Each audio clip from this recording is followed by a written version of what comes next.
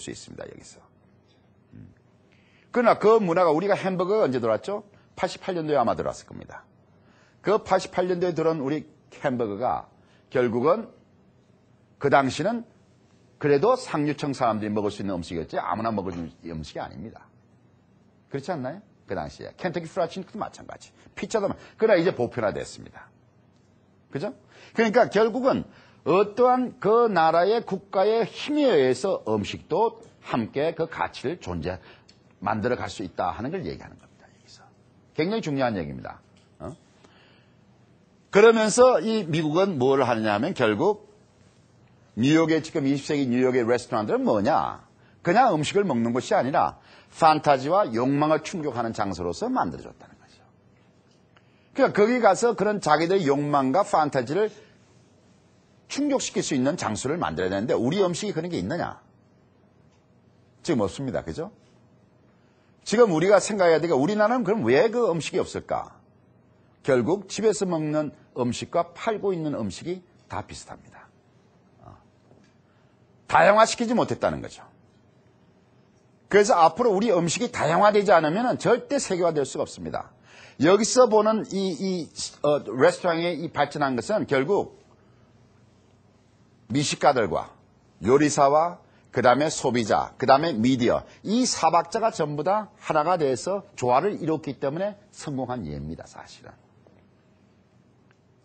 그게 만들어지지 않으면 가치가 있는 음식점이 나오지를 못하면 그 가치가 만들어지지 않기 때문에 새로운 음식점들이 나올 수도 없고 음식이 또 개발이 되지 않습니다. 우리의 가장 문제는 뭐냐?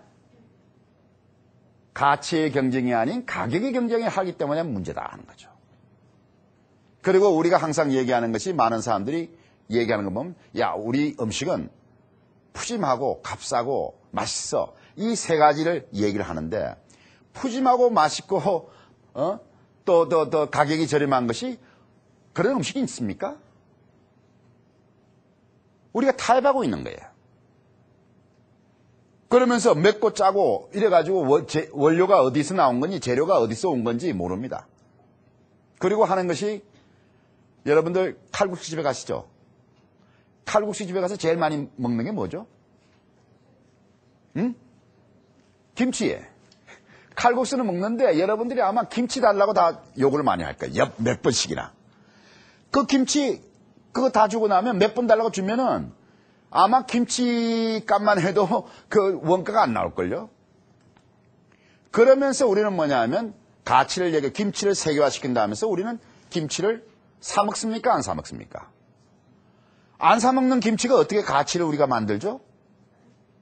공짜로 먹는 음식에 가치 나옵니까? 그럼 어느 식당에서 가치 있는 김치를 10,000원에 주고 사 먹어라, 5,000원에 주고 사 먹어라, 그 가치에 의해서 해놓으면은 우리가 사 먹어주는 것이 우리 문화를 가치를 만들어가는 것인데 우리는 그걸 안 한다는 거죠. 우리가 공짜로 먹는 음식이 어떻게 가치가 나옵니까? 우리가 만약 10만 원짜리 김치가 있다 그러면 외국 사람들 깜짝 놀라가 그 김치가 뭔지 먹으려고 할 겁니다.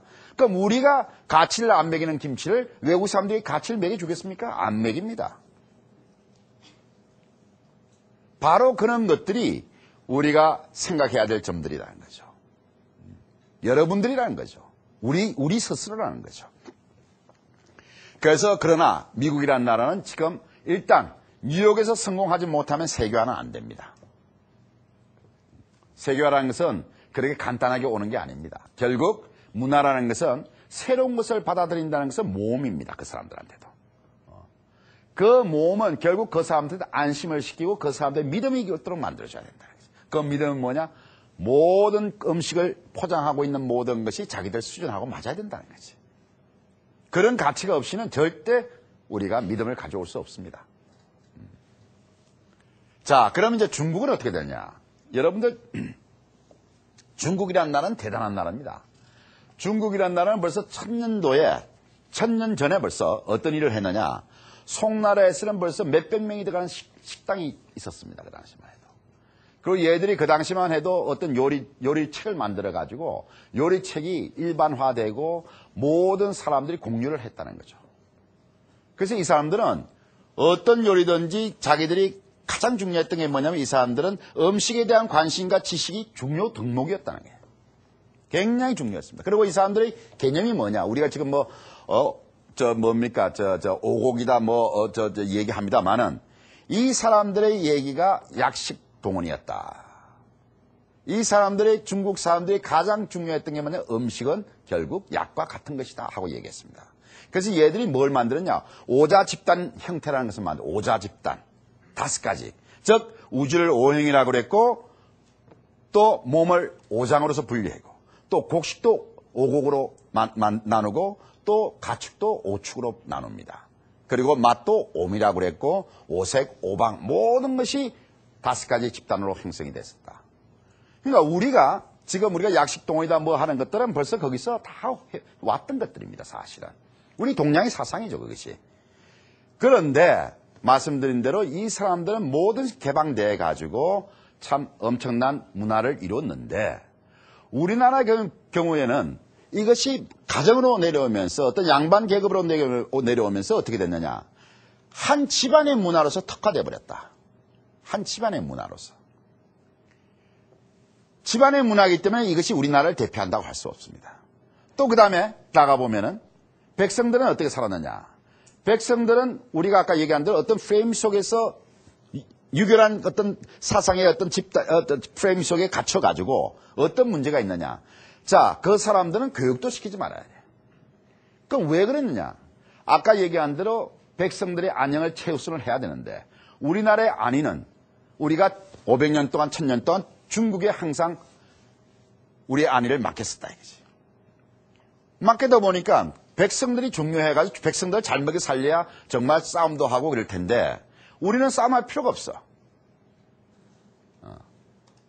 그러니까 우리가 그렇게 되기 때문에 우리의 국민들, 백성들의 안녕을 우리가 뒷전에 두기 때문에 결국 그 사람들의 뭘 먹든지 상관이 없는 거야. 그러다 보니 뭐가 오냐. 발전을 못하는 겁니다. 발전을 못한 거죠. 그리고 거기서 우리가 음식 디미방을 보면은 거기에 안동의 장씨 그분께서 그걸 쓰시면서 이런 말이 나옵니다. 딸들한테 내가 쓴 이 요리책을 절대 가져가지 말고 베껴가라. 베껴가지고 너 혼자 보라 그래. 그거 왜 그런 줄 아십니까?